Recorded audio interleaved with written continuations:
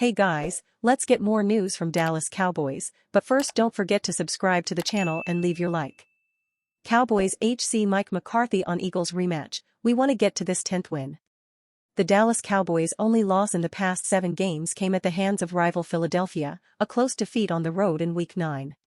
Mike McCarthy's club winning 4 straight since that loss and Philly tumbling in a blowout to San Francisco in Week 13 allows Dallas to match the 10-win Eagles with a victory this Sunday. We want to get to this 10th win, McCarthy said on Monday, via the team's official website. We understand where they are. In the first meeting, the Cowboys outplayed Philly for stretches of the contest, with the defense forcing 3 and outs on the final 3 possessions and the offense outgaining the Eagles 406-292, but McCarthy's club couldn't close on the road. The rematch in Dallas gives the Cowboys a chance to rewrite the season script that's seen them chasing Philadelphia. A victory leaps Dallas into the top spot in the NFC East and gives them an opportunity to earn the conference's #1 seed. It's the Cowboys versus the Eagles, McCarthy told reporters. I don't think you have to say anything more on that. Sunday's primetime bout kicks off a tough December stretch for the Cowboys. After battling Philly, they'll face Josh Allen's Buffalo Bills, the high-flying Miami Dolphins, and the NFC North-leading Detroit Lions. It's a brutal string of games that will show how well McCarthy's club is ready to compete in January. I really do like the stretch that we're getting ready to be on, McCarthy said.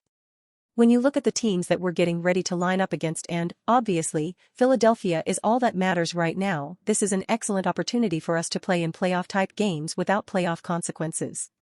I think that serves us very well because December football is something I've personally always enjoyed, and I think it's a great indication of where you are as a team and what you need to do to get into the playoffs, and to be ready for the playoffs.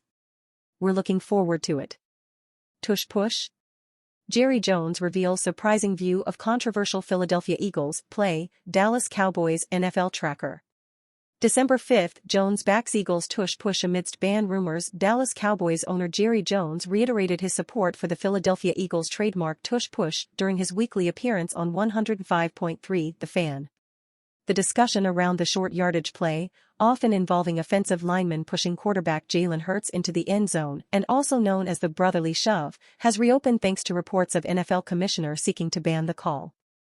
Jones believes that the concept will be solved eventually and hopes that his Cowboys will be the ones to help kickstart its fadeaway. I don't have that kind of issue with those techniques that, to me, will automatically take care of itself, Jones said. We'll either do a better job of getting those interior linemen and getting some pressure back against that. Jones' comments come as the Cowboys, 9-3, prepare to engage in a monumental battle with the Eagles on Sunday night. He previously came out in support of the play in October, admiring the Eagles' implementation of the traditional scrum.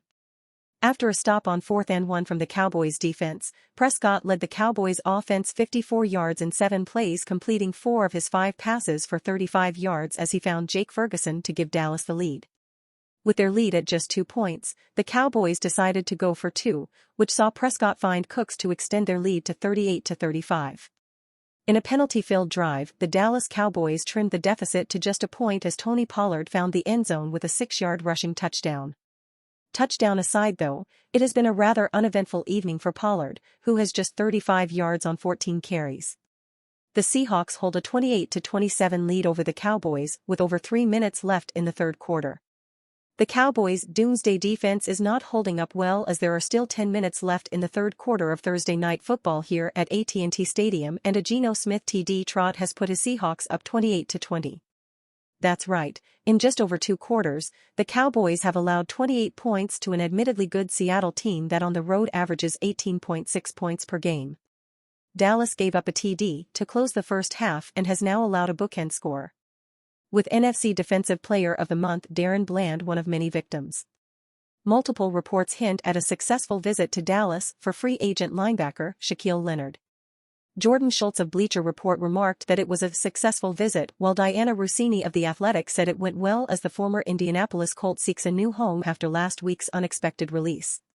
Leonard also visited the Dallas division rival in Philadelphia, and that session on Wednesday surely went well, too. But the 4-time All-Pro left Philly just as he left Dallas, without a done deal. Our understanding is that he is expected to make his final decision over the weekend. just in time to help his new team in next week's monster game, which happens to be Eagles at Cowboys. It has become a source of Cowboys Nation frustration, even though it should be a source of joy.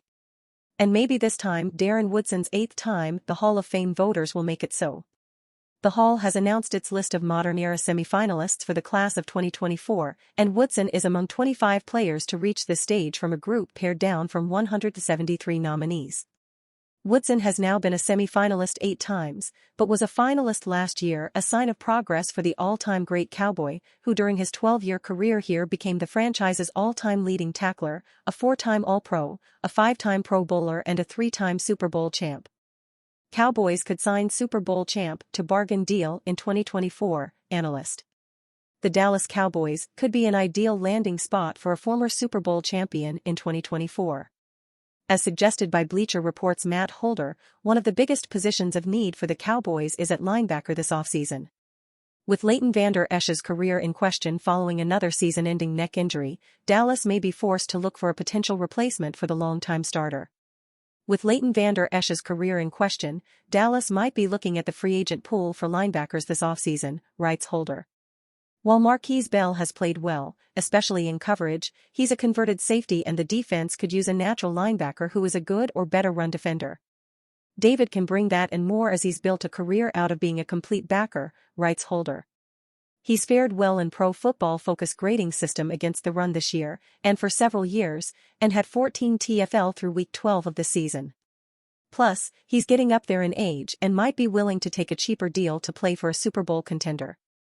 David has been the linchpin of the Buccaneers' defense since he was drafted back in 2012, notching 3 All-Pro selections along with a Pro Bowl bid following the 2015 season.